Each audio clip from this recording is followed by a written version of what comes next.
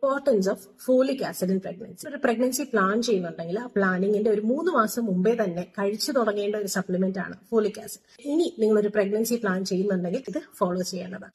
ഇനി എന്താണ് folic acid?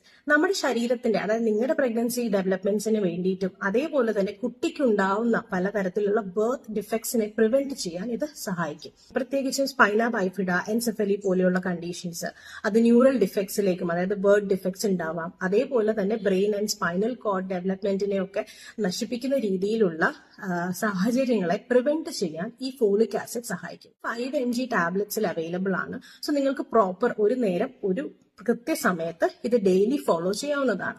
So നിങ്ങളൊരു ഡോക്ടറിനെ മീറ്റ് ചെയ്യുമ്പോൾ തീർച്ചയായിട്ടും പ്രഗ്നൻസിയുടെ അടുത്ത 6 വീക്സിലേക്കും ഈ ഡോക്ടർ ഈ സെയിം ഫോളിക് ആസിഡ് സപ്ലിമെന്റ്സ് നിങ്ങൾക്ക് നൽകുന്നതായിരിക്കും. സോ അതുകൊണ്ട് തന്നെ മുന്നും പിന്നും ഒരു ഡോക്ടറുടെ നിർദ്ദേശപ്രകാരം തീർച്ചയായിട്ടും ഈ ഫോളിക് ആസിഡ് ടാബ്ലറ്റ്സ് നിങ്ങൾ